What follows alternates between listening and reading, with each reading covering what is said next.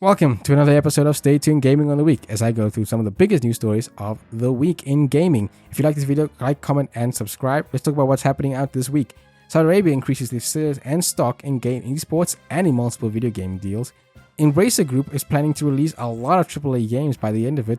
Microsoft came out and said that they are cannibalizing sales with Game Pass. And EA Sports is close to signing a humongous money deal with the Premier League.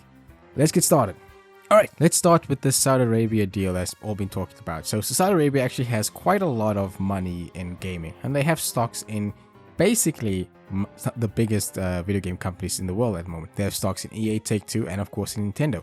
Well, they've recently increased their shareholding in basically all of those companies while also investing in esports. So basically, they've increased their stake in EA from 55.1% to 5.8%, acquiring around 2 million shares around the end of 2022. They then grew their Take-Two shares from 5.3% to 6.8%. By the end of last year, they obtained about nearly 3 million shares from that. And then, of course, they also increased their stake in Nintendo from 5.0 to 7.1%. They also decided to boost in the esports sector as they announced that they will be investing around 265 million into Chinese esports giant VSPO. Now, this is quite a big investment, especially since I think it was last year, January, where they also purchased two major esports organizations for around 1.5 billion, which is quite crazy because esport globally much recently has kind of, cooled off. A lot of people are not investing that much anymore just due to all the things that are happening. Not only that, it doesn't make as much money anymore, and it's only really a few esports things out there that really makes a lot of money and profit. So it's quite crazy to see this. Now you might be thinking, well, why is Saudi Arabia doing all of this? Well, mainly, they're trying to diversify the economy. They're trying to diversify the kingdom's economy while also supporting the younger generation in the region. But you can also see this as whitewashing. If you don't know what this term is, or sport whitewashing, or even they call it green whitewashing in certain places. Anything with washing, basically. Because the country has such a bad reputation with human rights records, they're using this investments and getting into these big companies to make themselves look much better, both not only to people themselves, but internationally to other companies and other countries. This happens quite a lot, actually. I don't really care that much for it. I am interested to see how esports is going to go into this, because we do know that some of the biggest esports is a lot of Asian communities a lot of Asian countries have a lot of esports investment. So it could mean that in the next couple of years, we could see a lot of Middle Eastern countries really stepping up in the esports department, which we could see some really big prizes going out there. So that's pretty interesting. What do you guys think about this? I just found it interesting to talk about because, always interested in the business side of things. All right, let's move on to some other news. Embracer Group. Yes, if you don't know who Embracer Group is, they're the parent company of Crystal Dynamics, EDS Montreal, and Gearbox Entertainment. Well, they plan to do a lot of AAA releases recently. Revealed in a recent quarterly financial report, it revealed they want to deliver 31 AAA games by March 2028. 4 of those titles they plan to have released by March 2024. So that's kind of crazy. So who the heck is all a part of this? Well, basically they said that they want Crystal Dynamics and EDS Montreal to deliver 5 big budget games by March 2028, while Gearbox will release 8 of these games within the same period, which is insane. Now, they do specify AAA a bit differently than what I think most of us specify AAA in. They define it as over 100 people working on this game around the peak of development that requires a significant amount of marketing, and they expect the game to sell at least 2 million copies. At least 2 million copies, which is quite crazy because Square Enix had lofty goal sale expectations for Crystal Dynamics and EDS Montreal titles, which is weird because you look at AAA and you think, well, over 100 employees is very little. I know it's like, oh, it's actually quite a lot, especially if you're in independent studio. But when you look at it, it's very, very, very little. Like very little compared to the amount of teams that work on AAA titles. Like, we're talking thousands of people, thousands of people that aren't just in one studio, overseas, localizations, and then a huge marketing budget. And then, of course, the game to sell at least within its, let's say first month, it's got to sell like maybe 3 to 5 million. Over the year, maybe hit close to 7, maybe 7 million. you know, because it usually takes around almost 2-3, maybe a year or two to reach around double digits for sales. So it's quite crazy. But for Esports Montreal and Crystal Dynamics, we do know that Embracer Group plans to milk the hell out of their franchises that they have with these studios. And Crystal Dynamics has been said that they are working on a new Tomb Raider game, which will be using the Unreal Engine 5, so we do know that. They also are working with the Initiative, who is a Microsoft studio, on Perfect Dark. None of these titles have release dates, but that could be one of the 5 titles that they were assuming to. Crystal Dynamics hasn't had really a good track record in recent years. Of course, their last game was Marvel Avengers, which was a giant flop. So much so that they've announced that they'll be ending support for that game, I think next month or so. So yeah, as for Esports Montreal, they come out much nicer out of this. They of course are the people that made the DSX games, the reboots of those games. And of course they made Marvel's Guardians of the Galaxy, a very underrated title that many people love. But Square Enix thought the game was going to sell like hotcakes, and they basically just said no, it wasn't selling like hotcakes. The game just couldn't really market itself so well.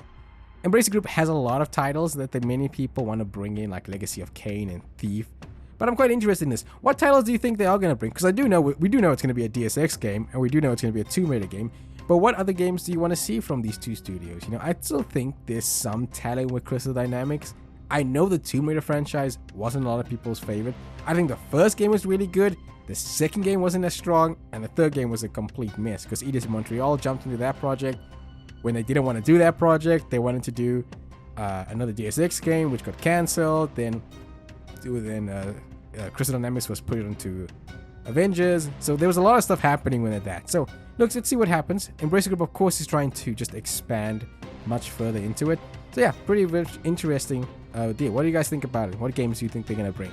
Especially Gearbox's 8 AAA release games in the same period. That's a lot of games. Like, a Gearbox, I know they made some games, but they haven't made that many. Like, but to be fair, they kind of say AAA is much lower than what they think. So that's pretty interesting. Alright, and probably the last story that I really want to talk about is the EA Sports story that's come out. So, if you guys don't know, EA Sports is reportedly close to signing a deal of £500 million with the Premier League. Now, what the heck is going on? Well, if you guys don't know, EA and FIFA had a rocky relationship, so much so that after nearly 30 years, they ended their relationship with each other. FIFA 23 is the last game that will have the FIFA branding with EA. And this year we will be having a brand new football game for the first time in over 30 years, and it'll be branded as EA Sports FC Football Club. That will come out later this year, usually the same time I think as FIFA. Now, EA already has over 300 licensing deals with many leagues, modes, and teams, and tournaments, and athletes, so they're fine on that end. They also have a deal with La Liga, which they made last year, where it included title naming rights, competitions, graphics, everything for players. But now they're close to signing a deal with this Premier League deal. They basically support that all 20 league teams have been made aware of this deal, would last for 6 years, and it'll be around £500 million. One club executive said it would deliver more than £80 million annually, and it would consist of EA remaining the league's lead partner, as well as retaining its exclusive electronic game license. Now this, of course, will have several things happening with it. They already do have somewhat of a partnership. The deal they do have now with the Premier League, you know, if you watch any of the games, you see EA Sports on referee shirts, you see EA Sports in the background of interviews, you see EA Sports in the banners and stuff like that. So they do have some time of a deal, but they need this deal to go through to ensure that other companies don't try to jump in on this. Of course, you know, FIFA is running around probably trying to look for a developer to make another football game. One of the reasons these two companies split up was mostly because of money, who was getting what, how many people were getting where, and it was just pretty crazy when it came to that type of things. And yeah, I really think this is interesting because I've said like many times that EA kind of grew out of FIFA, while FIFA wanted to still control a lot of the stuff. We will see this year if they actually try to do something completely different with FIFA or football in general, because we can all say this, I know a lot of people have not enjoyed a lot of the FIFAs quite recently as well, and they've been tired of how EA hardly changes the game up. This is the year to do it. This is the year to see what happens when they'll have loose reign on this. And again, EA is still the only company that's making a football game. I mean, now you can kind of, if you get a deal with FIFA, which I think would probably be very easy, you can make your own football game. But it's quite interesting to see the landscape change now when it comes to these sport titles. It's kind of like the whole like saga that's going on everywhere else, but this is going to be a big change. And when you're not going to see a FIFA this year, you're probably not going to see a FIFA this year at all. It's not going to be FIFA 24. It's going to be EA Sports FC, probably 0001. So it will be interesting. I am quite interested to see how they're going to brand this game, how they're going to market it. They have an incredible marketing team. They have an incredible experience in making these type of games and marketing to it. But it's the first time they're going to have to like rebrand from the ground up. So once they do start the marketing campaign, I'll be super interested to just see what they do on that. What do you guys think on this? I think this deal's going to go through. I mean, it makes total sense for them just to work with EA, because a lot of leagues do not like FIFA. A lot of them don't like FIFA, and a lot of athletes also don't like EA as well. But a lot of leagues do not like FIFA whatsoever. Like they hate the guts of FIFA. Like it's just not their cup of tea. And let's talk lastly about Xbox and what they basically said this week. It was a very interesting thing that I kind of just want to bring up and then see what you guys have feelings on about this. Microsoft basically confirmed that Game Pass cannibalized traditional sales. So this came from a recent report out of the UK Commissions and Marketing Authority that Microsoft had to basically give this provisional report on them. And in it included an admission from Microsoft that said putting games into its Game Pass subscription services cannibalized the sales of those titles. Microsoft also submitted that in its internal analysis shows a something percentage decline in a base game sales 12 months following their addition on Game Pass. This is the CMA noted. There's also another part in this report that cites that Microsoft as saying that Activision took a dim view on putting its titles into multi-game subscription service on any platform, believing that severely cannibalized its B2P, buy-to-play sales, particularly in the case of newer releases. This came out and I was like, wow, they finally goddamn admitted it, that it makes no sense. Because think about how much money you lose when you put a game on Game Pass. Now, for independent developers, Game Pass is a good deal, right? Microsoft comes in, they give you an amount that they estimate probably on how much the game is going to make in sales within a year or 2 years, 3 years, 4 years. And then you either get probably 3 versions of payment: a straight off pay right off, a lump sum, which is probably like you get paid over the years that you're on this contract, or maybe you get a download how much you get and you get that much pay. So independent developers are good, but for AAA developers, you lose out on so much money. The only way you can make money out of this if it's your own game, like Microsoft. But like think about how much money they lose on Halo, they lose on Forza, they're gonna lose on anything they bring out from the Bethesda deal that people aren't going to buy. These are all exclusive, and it's just going to Game Pass. Granted, more people will come and try to get Game Pass for these titles, but what if people just don't care about them? You know, the problem you have when you have a subscription service, you have to always have things there. You always have to add new games in. And I've never liked these subscription services over the years. I think the first issue I have is I don't own my titles. They can take them off whenever they want. They can just stop me from owning my title whenever I want to. And 2, it changes how we've now perceived gaming sales, to be exact. Because nowadays, when people even look at a new game coming out, the first thing they think about, well, it's going to be full price. I mean, you know what? I don't think I'm going to buy it. I think I'll wait for it whenever it comes on Game Pass or PlayStation Plus Deluxe. That's the first thought a lot of people think about. It looks interesting, but I don't want to buy it. I'll wait for it on Game Pass or PlayStation Plus. Like that's not a healthy mindset. Because at first it would be like, well, you know, it looks good, but I'm not going to buy it now. I'll wait for maybe a sale for when I can buy it. Now it's like, I don't even care about a sale. I'm going to wait for it on Game Pass. It's not a good look. This is also not a good look for Microsoft, especially with this Activision Blizzard deal. I mean, in 2018, I remember them saying like, oh, you know, Game Pass boosts the sales of games, not decreasing them, which was a total lie. I mean, you lose so much money putting a game on Game Pass. Like, imagine if God of War Ragnarok Day 1 was released on God of War on PlayStation Plus Deluxe. Do you know how much money Sony will lose from that game? They will lose so much money. Yeah, granted, they will increase PlayStation Plus subscriptions, but they will lose so much money. It's better to wait like a year, maybe 2 years before you can even put that title on there. And just very recently, they announced that they're putting Horizon Forbidden West on there, which is crazy good. I mean, that's great.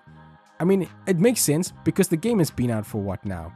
A year? Almost a year? When did it come out? I can't remember. It came out just before. Oh, no, it came out on the day Elden Ring came out. And I think Sony looked at the numbers and said, well, the game's not selling as well.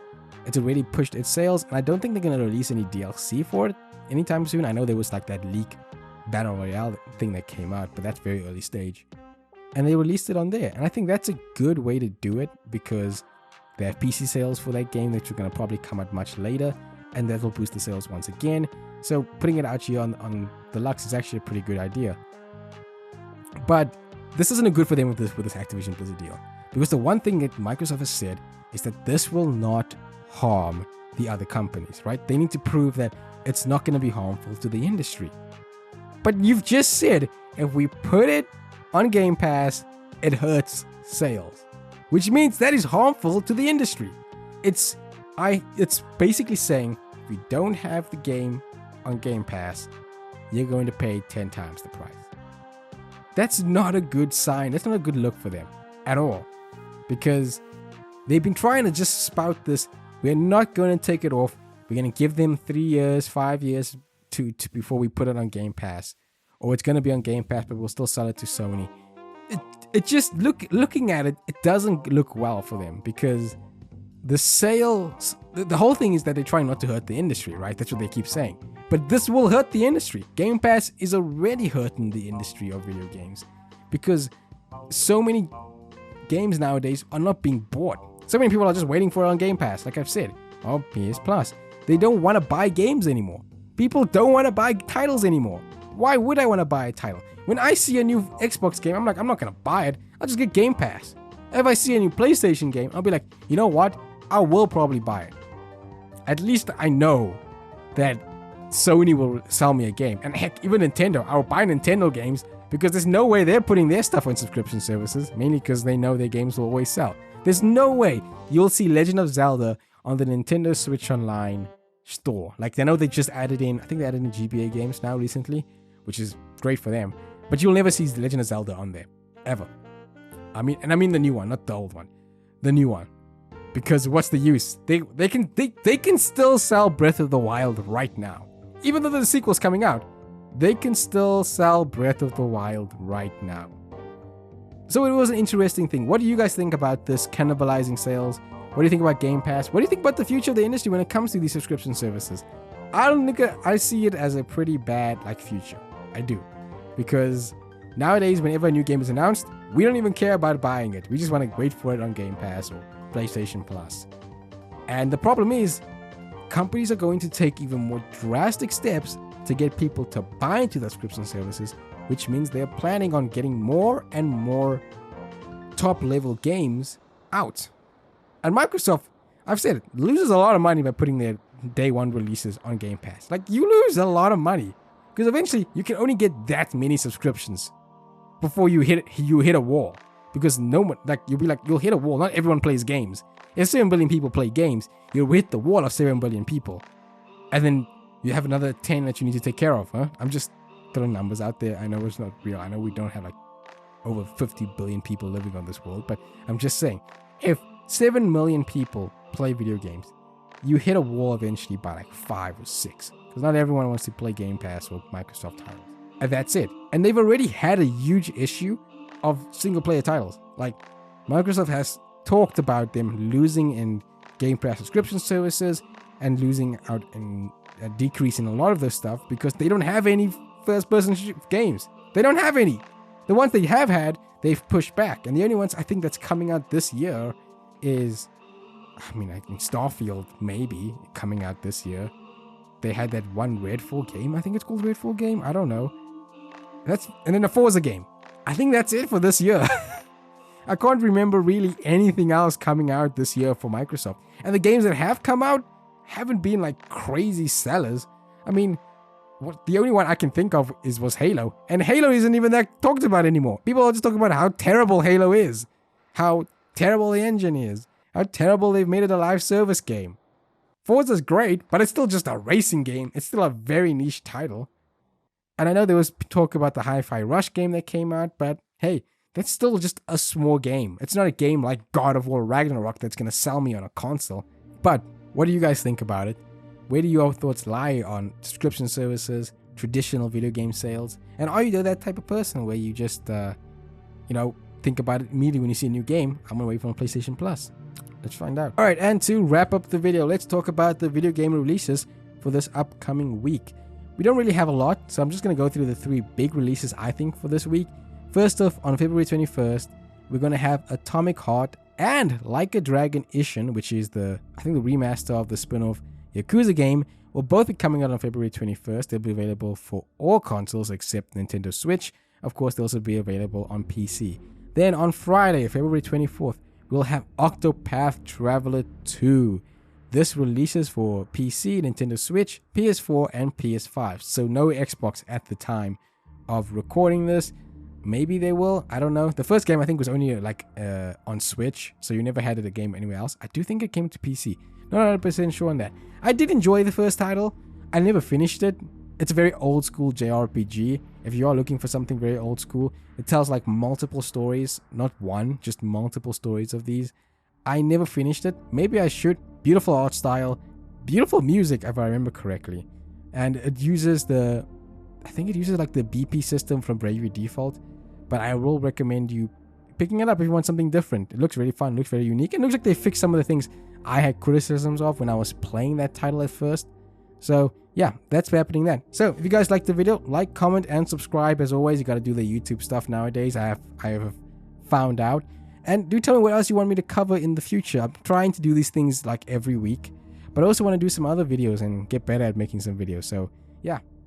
And take them along on your journey. Each traveler sets out with a primary job that can be combined with a secondary job in battle. Changing your secondary job will change the weapons and skills at your disposal. Learn job skills to unlock support skills. Each traveler can equip up to 4 of these valuable skills that trigger automatically. Octopath Traveler 2 features classic turn-based combat combined with the unique break and boost system for more strategic battles. Accumulate boost points to augment offensive and defensive actions, and break enemies to provide the opportunity to strike. Each traveler also has a unique latent power that builds as you battle enemies. Once available, use it wisely to deal a deadly blow. Embark on an adventure on your own with Octopath Traveler 2. Free demo available now.